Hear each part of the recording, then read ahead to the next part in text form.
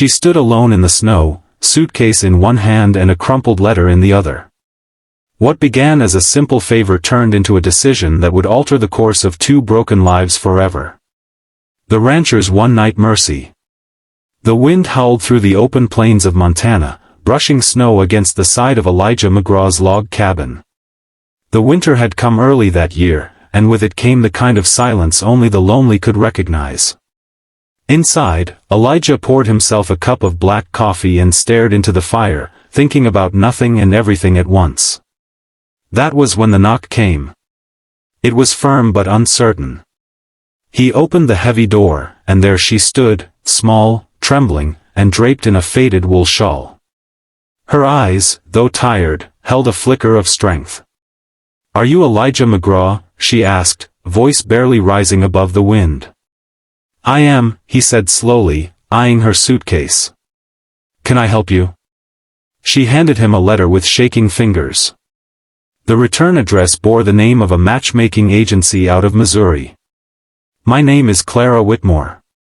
I'm your bride." The color drained from Elijah's face. He took the letter and read quickly. It was true, his younger brother Luke had sent for a bride before he died in a horse accident last spring. Elijah had never thought to cancel the arrangement. And now she was here.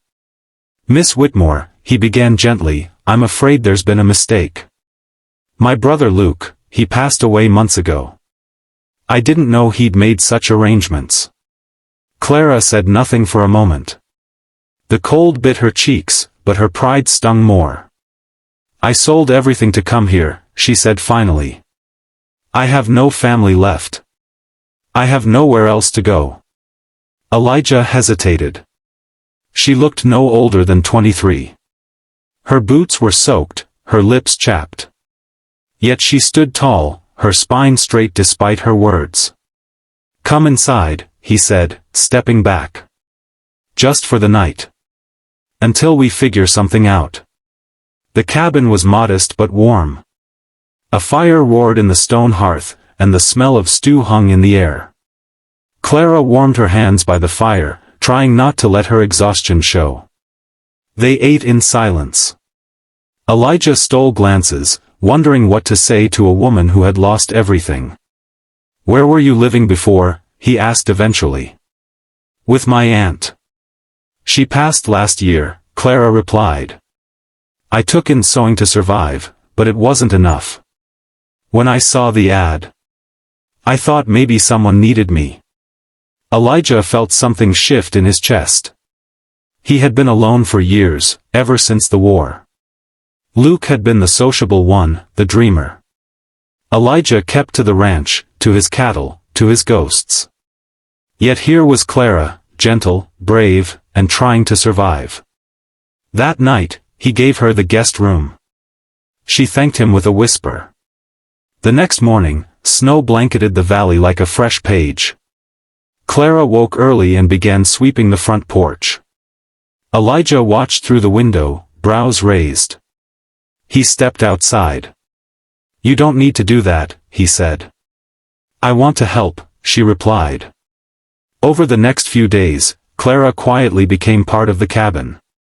She cooked simple meals, mended Elijah's torn shirts, and read aloud from old books in the evenings. She never asked to stay. One night, as they sat by the fire, Elijah finally spoke. "I never thought I needed anyone," he said. "But this house, it hasn't felt alive in a long time." Clara met his eyes. "We both lost people. Maybe we don't need to stay lost." He looked at her hands, calloused, strong. She had known hardship but met it with grace. "You came here expecting a husband," he said.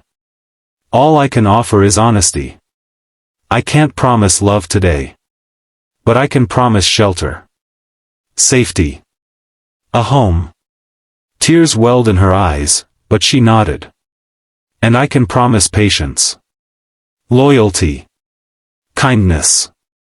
They stood, unsure of what the future would look like, but for the first time, it wasn't cold. Weeks turned into months. Clara planted a garden come spring. Elijah fixed the roof. They began to laugh more, argue sometimes, and even pray together. In that cabin born of loneliness, something fragile and beautiful took root. By the time summer came, Elijah proposed not out of duty, but out of devotion. She said yes with a smile, holding his hand as if it had always belonged there. They weren't what they had expected. They were better. Kindness is never wasted. Elijah could have turned Clara away.